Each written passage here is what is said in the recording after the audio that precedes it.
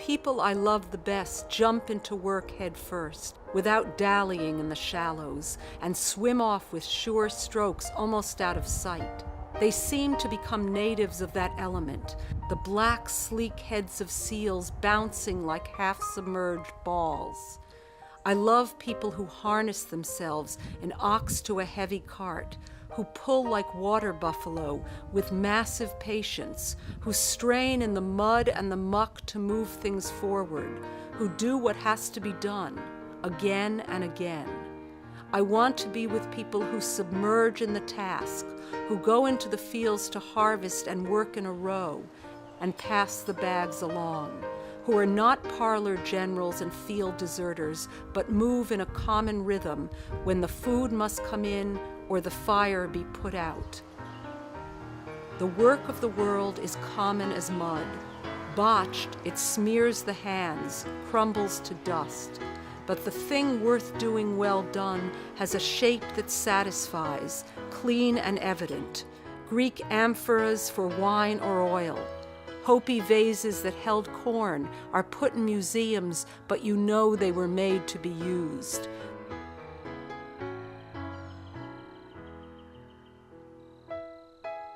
The pitcher cries for water to carry and a person for work that is real.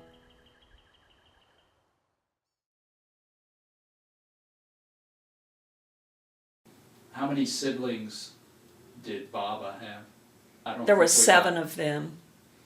7. 7. I don't know if I can call all their names. Clyde was the oldest. And there was Newell and Ollie and Sally and Clara and Mert and my mother. 7. So she was the baby. She was the baby. And she told me she used to ride to town in the buggy with her mother after her dad passed away. And Granny would she would heat bricks and cover them with blankets and put them at their feet so they would be warm. And as they rode along the road, everybody knew they were coming because they recognized the hoofbeats of their horse, whose name was Charlie. And so they would stop all along the road, and people would say, "Hello, Miss Florence," and "Thelma, how are you?" And they would talk a while. Then they would go into town and they would buy whatever they needed and come back around dusk. They would be getting home. I thought that was neat.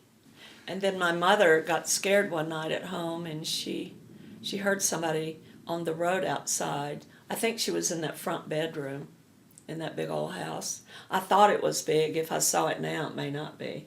Mm-hmm. But it was a big old farmhouse. So she got the rifle and shot through the window. And when I was growing up, that hole was still in that window. Wow. And it was a big story at our house. My mother met my dad under that oak tree in front of Harmony Church. I think that's amazing. I mean, it's just a history. Mm-hmm. I remember saying that we had a candlelight service this year at the church, and, everybody got a chance to talk. And I said, I remember that my mother told me in her late years that she met my dad under that oak tree. It's the same oak tree where Mary Posey taught 4-year Sunday school. I was in her class, and I can remember, I remember all about that. But a lot of history, family history right here. My great-grandfather owned all this land, and my grandfather had a big part of that was passed on to him, my mother's dad. Mm-hmm. And my mother inherited 40 acres. He had 7 children, and he gave 40 acres to each. Did you know your grandfather? No, he died when my mother was 12. Oh.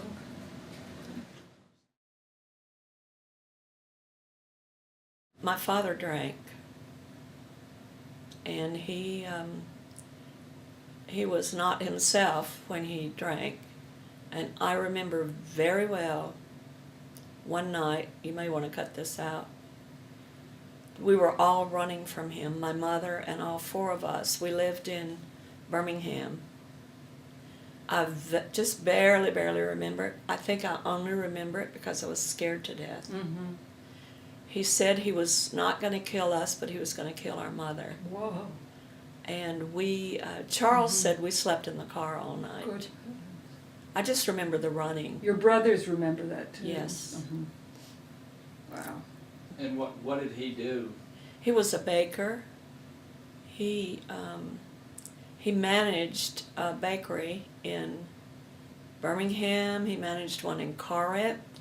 He managed one in Oneonta, Alabama, and I don't know where else, but Mother said he was very good at what he did. He made wedding cakes, and it was just a good, baker. He handled all the money. She had no money. When she needed a bag of flour, she had to call him.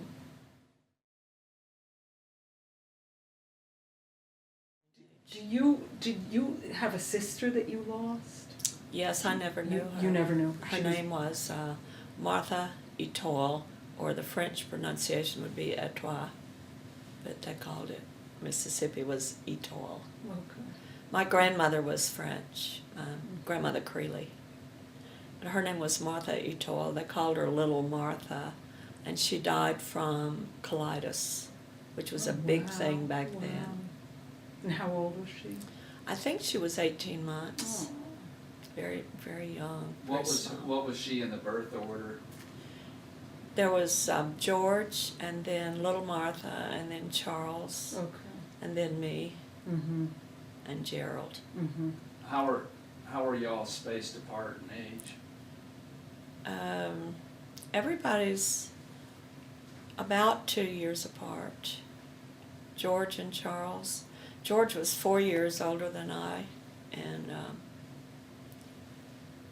I think there was 2 years between he and Charles. 2 years between Charles and myself. There's about 2.5 years between myself and Gerald.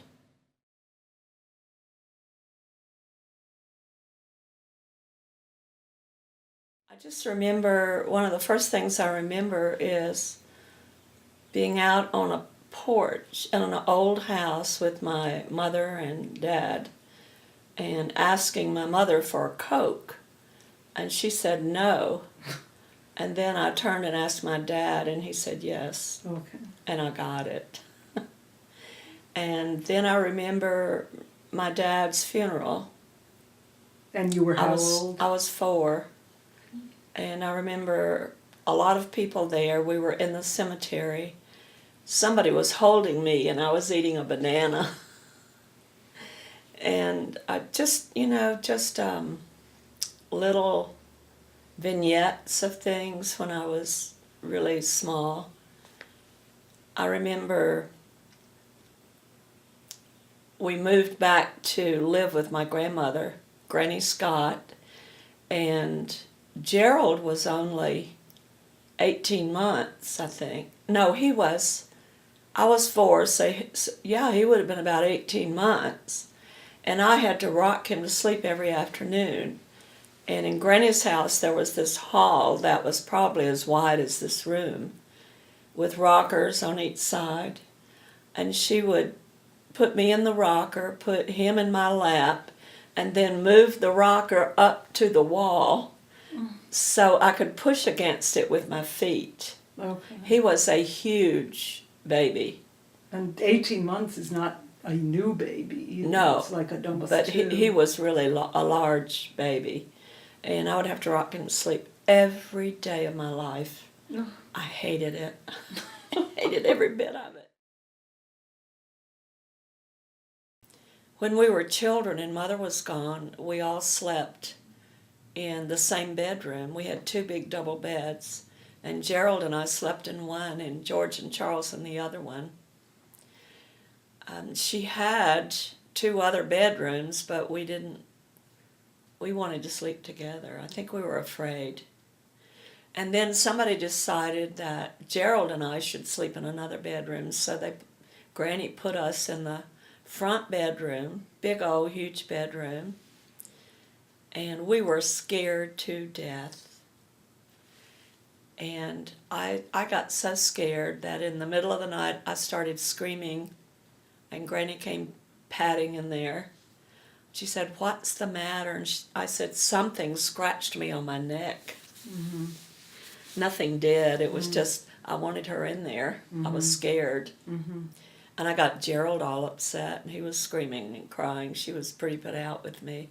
But she used to tell us, when we would get noisy, that the devil was at the front door, and he was coming to get us if we didn't quieten down, and I believed her. She sounds scary. It scared me to death. Scary person. So that's why I was scared.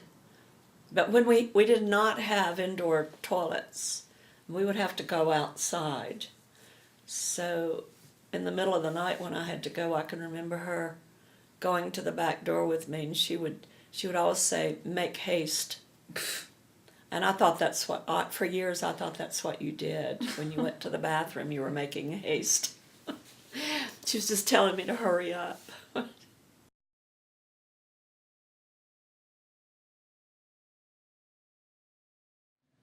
What is one of the earliest memories you have of your mother? Well, I can remember some. I remember her sewing for me and trying dresses on me. I remember when I was, how old would I have been? She started working at Prairie, which was called the Gulf Ordnance Plant, where they made ammunition for, World War II. They made some big-time stuff, and she supervised the making of rockets. That was one of the things she supervised. But there was a time when she would leave on Sunday night, and she would board over there. They had a boarding house, and she would come home on Friday afternoon. So I would go to the chicken house behind Granny's big house, and I would cry after she left. All afternoon, I remember. Oh. And Granny was not sympathetic. Did Granny know you were crying, you think? I don't know. Oh. And then it was a bad week until Thursday night or Friday. Do you remember your brothers being so upset? No. Scott. But anyway, I'm okay. Scotty, you have some cleaning? I'm okay. When Friday morning came, I would go out and wait. I would sit on the swing on the front porch, knowing it wasn't time for her, but then I would go in and eat lunch. And then I would come back out about 3 or 4, and I would watch down the road, because she would walk part of the way home.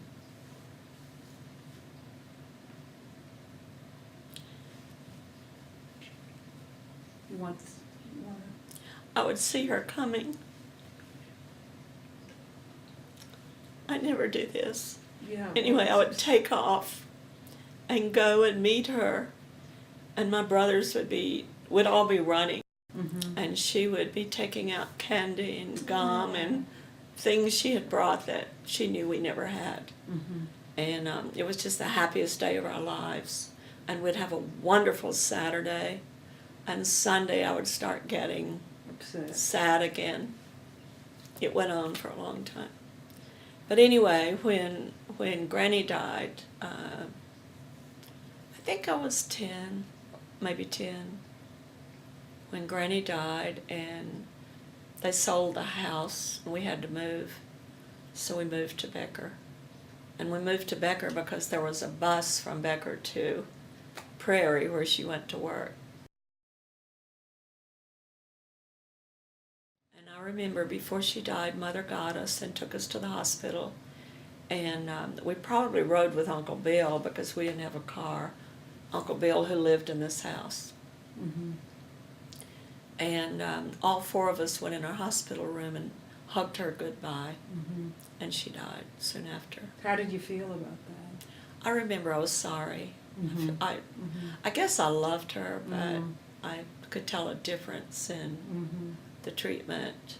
You think your mother knew that she treated you differently? She never would talk about it. So Mhm. I would tell her things, and she never would Mhm. talk about it. She Mhm. couldn't do anything else. Mhm. She had to. Right. I remember she would tell me not to tell Granny things. Mm-hmm. We were going to go see my grandparents, the Creelys, in Tupelo, and for some reason Mother did not want Granny to know. Mm-hmm. So she had told me not to tell her. And I used to walk with Granny down the railroad track to see her friend, Mrs. Posey, who was Sam's grandmother. Okay. And I remember walking down with her, and she seemed so nice that day. I told her told her. And what did she do? I don't remember. She I probably just- disapproved. I just remember of the you guilt from seeing- telling her She probably disapproved of you seeing the other side the of other the family. side, I don't know. maybe. But she and Mother had a lot of, they fussed. Between them. Mm-hmm. But Mother was, she would come home on Friday, and I remember her cooking and Mhm. washing clothes and ironing Mm-hmm. her whole time off to get us ready for the next week. I used to come over here. I can remember in the winter walking over here from Granny's house. No, walking from our house. I was older, from Mother's house on 278. And sitting by the fire in that room where you're sleeping, it was a combination sitting room, bedroom. Mm-hmm. And Uncle Bill and I playing dominoes and checkers. We did that a lot. And then in the spring and summer, I'd come over and we'd play croquet out in the front yard. Now, was this a farm? This was a farm. He was a farmer and a school bus driver. That's what he did. Yes, that was a cotton field right over there. That was the cotton house right across the road, where you brought the cotton and emptied it in the house until you got enough to take to the gin. But Mother would put socks on us, on our hands, and cut the tips out of the socks so you could pick, but you wouldn't mess up the rest of your hands. Mm-hmm. Picking cotton was what we did when we grew up. What was it like growing up as a child during World War II? It was hard because everything was rationed. We had coupons. You had coupons to get flour and sugar and everything. And I remember one time we had only one coupon left for shoes. And so I remember Mother checking all our shoes. And I got it because I had holes in the sole of my shoes. We lived in Becker then, and we went down to, had a little all-purpose store in Becker. He had shoes, he had groceries, he had everything. And we bought me a pair of shoes. They were beige, leather, with a Mary Jane kind of strap. And I was so happy because I got the shoes. I remember you were asking me what it was like during the war.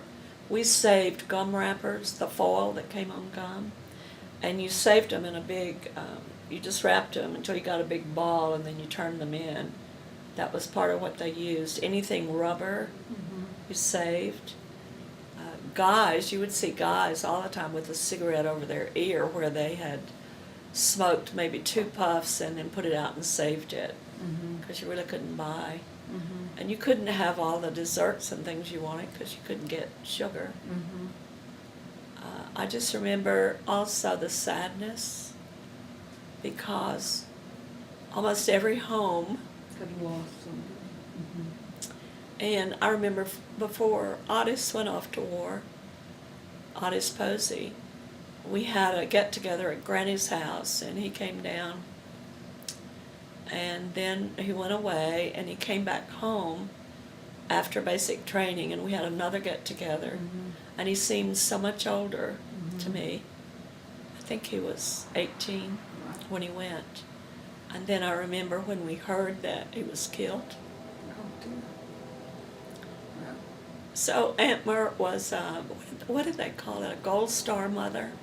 Because she had lost a child. She only had the two boys. Was Sam older? Sam No, was Otis was older, Otis was older. and Sam was the youngest. How old were you when the World War ended? We still lived at Becker, and I remember Mother coming home on the bus and saying the war is over, and we were all so ecstatically happy. In school, what was your favorite and least favorite subjects? I didn't like history, Okay. and I didn't especially like math. I loved the reading and the writing and all that. It's not that I totally disliked anything, but I liked extracurricular more than curricular. My grades were not horrible, but I could have been a straight A student. I know I could have. I just didn't care that much. I liked to play basketball, and I liked all the other stuff I did. But I enjoyed that.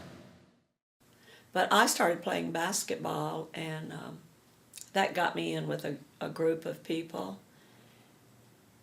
And I played basketball from 9th through 12th grades. So, Were you on a team? yes, I was on the Amory High girls basketball team. And my last 2 years, this is bragging, but if I don't tell you, you won't know. My last 2 years, I got all-star in every tournament that we played. And we played a lot of tournaments. I still have the certificates. What were your, besides basketball, did you have any other accomplishments in high school? I know you wrote. I did. I had a poem published in the same thing that Cara had something published in. The national publication. Yeah. Oh, the Scholastic. She had a poem. I had a poem put in there, published in there. I had forgotten it. We found it when Cara was here, remember? We did. I worked on the Peptimus staff. That was the high school paper. I was a member of the athletic club. Tell us about Miss Amory. Well, I just remember that it was a student body vote. They wanted a good picture of me, and all they had was the high school picture that had been made, which was not a good picture, and they knew it, and I knew it. They told me to get a picture made and bring it. I never even asked my mother. I knew she couldn't. I just knew she didn't have the money for that. So I have this horrible looking picture of me in the annual. And my boyfriend at the time, Ted Stewart, said, I got it because of him. Oh. He always took credit for everything. And I said to him in later years, yeah, I got to be basketball captain, and I got everything else because of you, and you weren't even around. You sound like you were very popular in high school. I was not necessarily. I always thought it was just by chance I got everything, but I doubt it. I don't know. But my boyfriend was Ted Stewart. He wanted me to marry him, but I first of all, I knew my mother would kill me Because she didn't want me to marry anybody at 17. But he was a nice guy, and he was a good friend and a good boyfriend. But once I got through high school, I was finished with him pretty much. I wanted to be a teacher. I think that's what I wanted to be. But then I sort of changed my mind, and I decided I wanted to be a secretary. So I went away to, what did they call them then? Business schools? Yeah, it was a business school. At that school, it was called Lowry Moore Business College in Florence, Alabama. Some of my friends were there, so I went there. And I lived with an old lady named Mrs. Ashcraft. She was very old. She had this big house. I think there were prominent people. And I had a room and a bathroom. I didn't eat there. You were how old? 18? I was 17.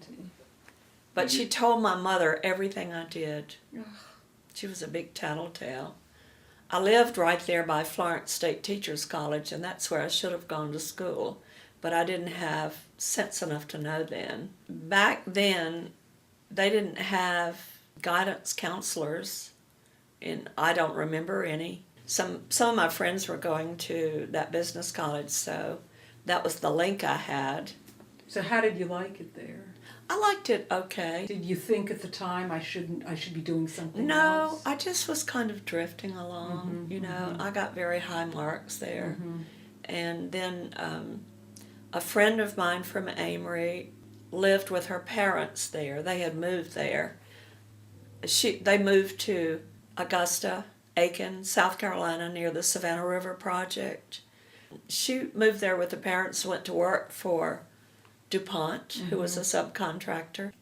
I finished that business college except for one course, and they were not going to offer it until the next year. And I said, I'm not hanging around for this. So I moved and lived with she and her parents, went to work for DuPont at that plant.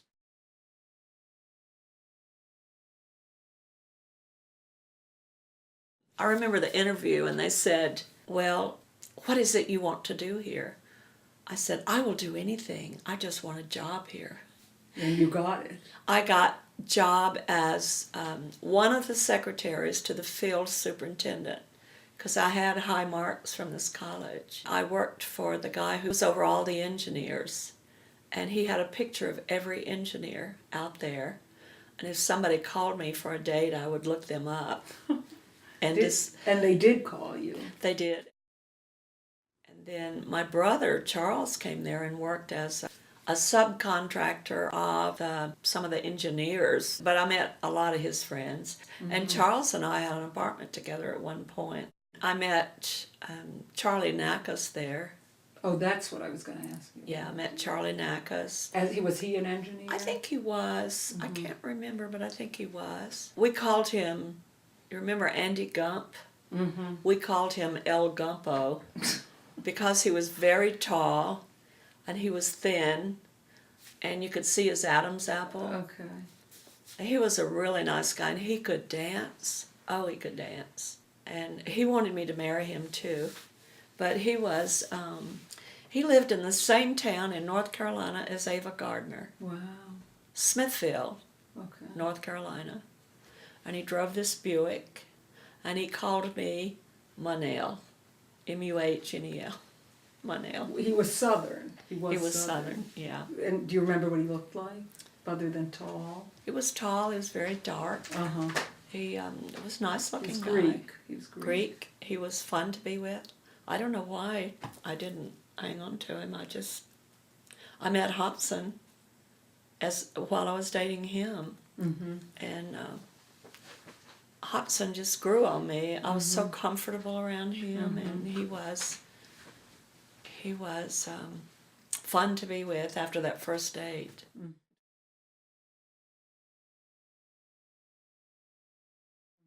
No, where did you meet him?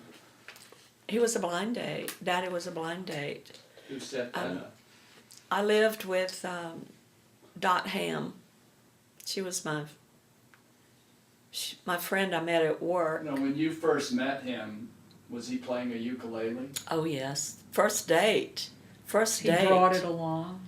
I think we went out to eat, and then we went to this club, and then we drove home I lived in Williston, it's a long way from Augusta, and he played his ukulele all the way home, never talked to anybody. He would tell one joke after another, which I didn't appreciate. Was anyone laughing? Or? They were, Okay. but I was the date. I wanted him to talk right. to me, Right. you know, and he basically ignored me. And when I got home, I remember telling Dot, I'm not going out with that guy again. Yeah. But I must have had a slow night, and I went again, and I liked him better. I was not any great catch. I'm not saying that. I just said He just didn't make a huge impression. he didn't make a big impression on me then. But as I got to know him, I don't know, I just loved him. What did you do on your dates? On our dates, we went to clubs and danced. Okay. We danced almost every number. Was That's he a what we good did. dancer? He was a good dancer, excellent dancer. And that's what all of us did, Mhm. even before I met Daddy. We'd go to clubs and dance. What kind of clubs were these? They were just little hole-in-the-wall places where they had these live bands, and of course they served alcoholic drinks. And we didn't do a lot of drinking, but I guess we did drink. We'd have a drink. Did you but smoke, We mostly too? danced. Everyone smoked, probably. Everybody smoked. Yeah. I spent a whole day learning how to smoke. When I moved there, I didn't know how to smoke, and Dot taught me how to smoke, I think. Took me a whole day. Mhm. And then years later, when I wanted to quit, I'm saying to myself, why did I ever take up this habit? Because everybody did. Because everybody did it, Everybody and did. it was made to look glamorous. Mhm.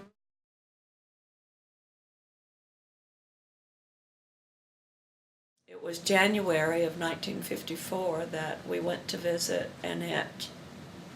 He wanted me to go meet his sister. She lived in Jacksonville, so we went down for the weekend.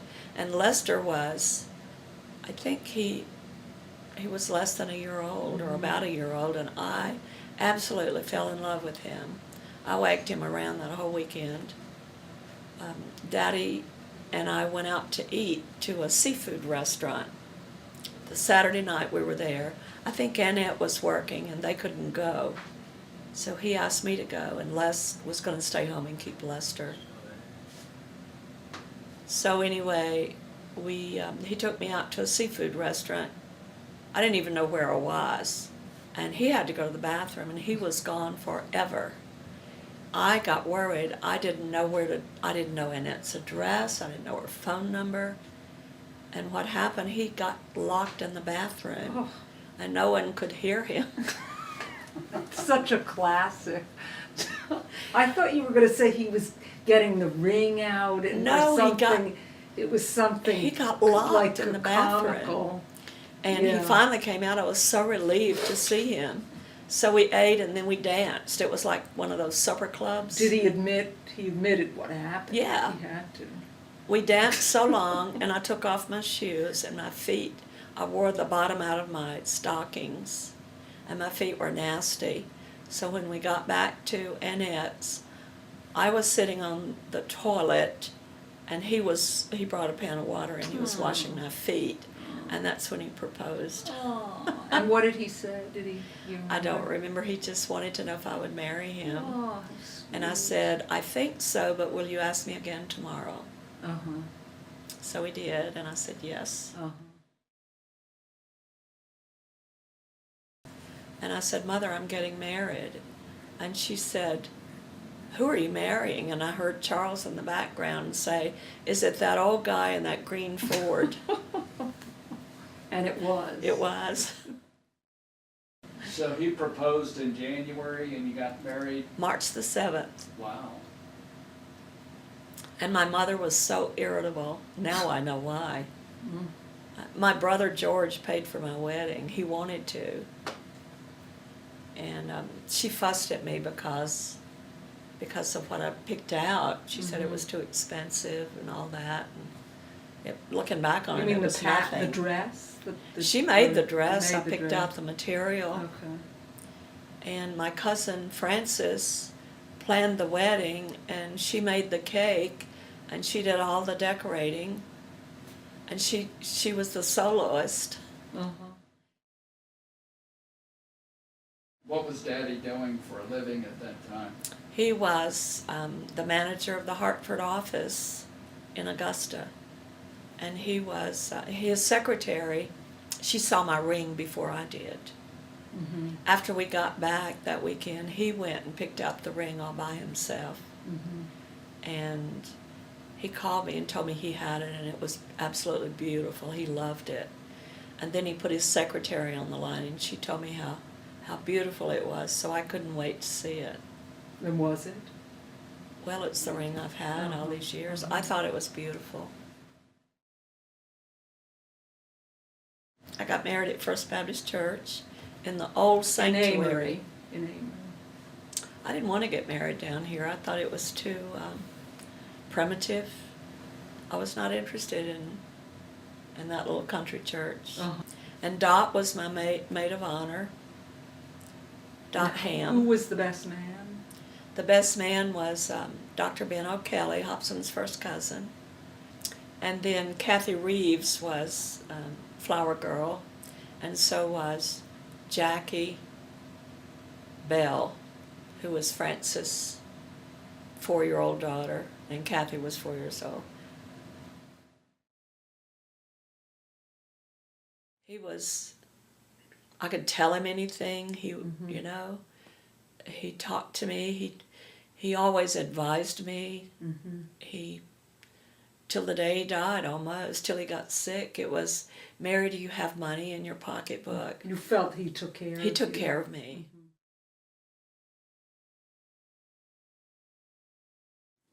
But my mother was, she made all my clothes. I loved her. She was the one person in the world for me. And she was that way my whole life.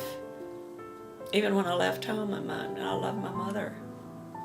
You think you had a special relationship because you were I did. I was the only her girl. daughter. Yeah. And she made my clothes. Everything I did, she thought it was, every achievement I ever made, she just told everybody about it, and she thought it was wonderful, you know. I remember when I made cheerleaders, it was just like it was happening to her. And then when I won that Miss Amory High, she just bragged about it all over town.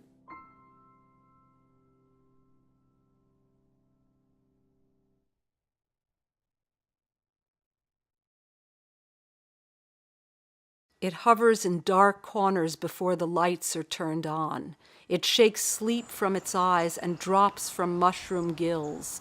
It explodes in the starry heads of dandelions turned sages. It sticks to the wings of green angels that sail from the tops of maples. It sprouts in each occluded eye of the many-eyed potato. It lives in each earthworm segment, surviving cruelty. It is the motion that runs from the eyes to the tail of a dog. It is the mouth that inflates the lungs of the child that has just been born. It is the singular gift we cannot destroy in ourselves, the argument that refutes death, the genius that invents the future, all we know of God. It is the serum which makes us swear not to betray one another. It is in this poem, trying to speak.